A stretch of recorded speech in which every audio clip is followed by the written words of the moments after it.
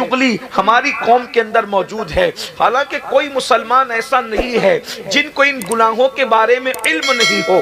کوئی ایسا کہہ سکتا ہے کہ غیبت حرام ہے یہ مجھے نہیں معلوم؟ کوئی مسلمان ایسا کہہ سکتا ہے؟ نہیں کہہ سکتا۔ اللہ اکبر۔ لیکن اتنا ضرور ہے، یہ بھی پتا ہے کہ غیبت کے بارے میں آیا ہے الغیبت اشد من الزنا، کہ غیبت زنا سے بدتر چیز ہے، غیبت زنا سے بھی بڑھ کر بری چیز ہے۔ یعنی زانیوں کے لیے جو عذاب ہے، غیبت کرنے والوں کے لیے اس سے بڑا عذاب ہے۔ اسی طرح چغلی کے بارے میں بتایا، بچپنے میں ننھے ننھے بچوں کو علماء بتاتے رہے کہ چغل خور جنت میں داخل نہیں ہوگا۔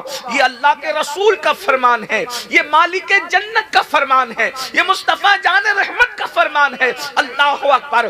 جو کسی کی زمین پر حصہ، جو کسی کی زمین پر قبضہ کر لے، اگر 1 انچ زمین پر قبضہ کیا ہے تو نیچے نیچے نیچے نیچے 7 طبق زمین اتنی کاٹ کر نکالی جائے گی اور اس کی گردن کے اندر پہنا دیا جائے گا۔ اور کب تک پہنایا جائے گا؟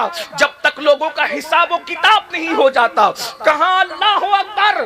ارے اتنے پھول اپنی گردن میں ڈال کر اجتماع کے محفل کے اخیر تک بیٹھ کر کے بتا، پھر گھر جا کے پتا چلے گا کہ گردن کی کیفیت کیا ہوتی ہے۔ مسلمانوں، جب 50 پھولوں کا گجرا ہم ایک جلسے کے اینڈ تک پہن کر نہیں بیٹھ سکتے تو اللہ اکبر، وہ قیامت کا 50,000 سال کا دن، اور جتنی زمین پر کسی کے قبضہ کیا ہے وہ 7 طبق زمین کاٹ کر جب گردن میں ڈالی جائے گی، ہمارا کیا بنے گا؟ سب مسلمانوں کو پتا ہے، سب مسلمانوں کو معلوم ہے۔ لیکن اب مجھے بتاؤ، ہم گناہ کر رہے ہیں، کس مسلمان کو نہیں معلوم کہ میرے آقا فرماتے ہیں کہ جس نے جان بوجھ کر نماز چھوڑ دی اس کا نام جہنم کے دروازے پہ لکھ دیا جاتا ہے۔